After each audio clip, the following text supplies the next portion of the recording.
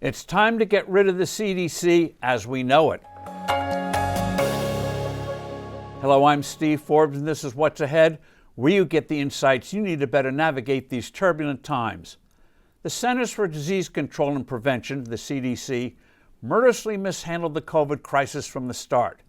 That's why when Republicans take control of the House of Representatives this January, they should not only investigate the CDC's deadly mistakes, but also recommend a drastic overhaul of the agency so that it can get once again focused on its mission of protecting public health and stay away from politics.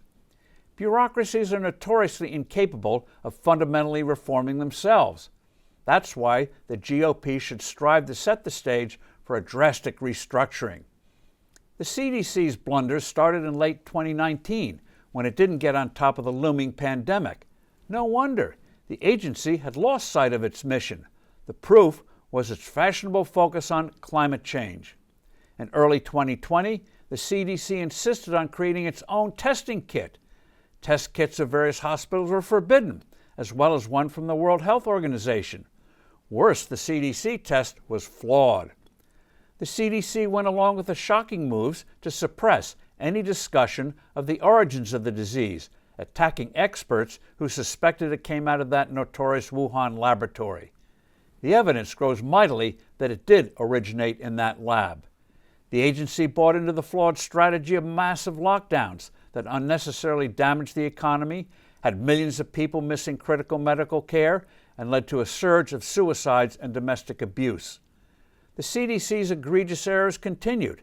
It cowardly caved into the teachers' union's demand that on-site school classrooms remain closed when actual facts and broad global experience demonstrated how wrong that was.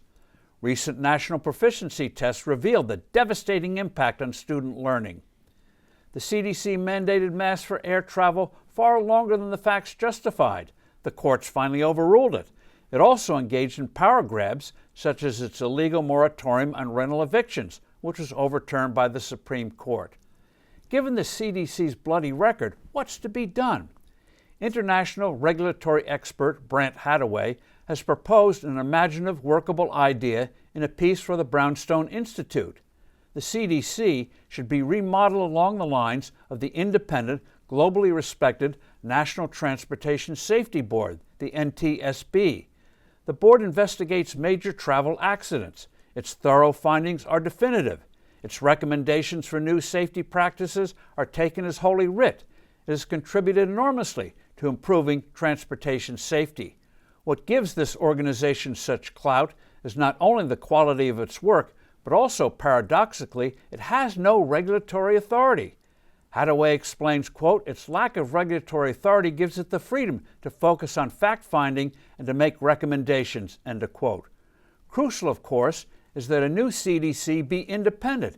It cannot be part of the Department of Health and Human Services, and thus not be subject to pressures from the likes of the teachers' unions. Only in this way can trust in public health be restored. I'm Steve Forbes. Thanks for listening. Do send in your comments and suggestions. I look forward to being with you soon again.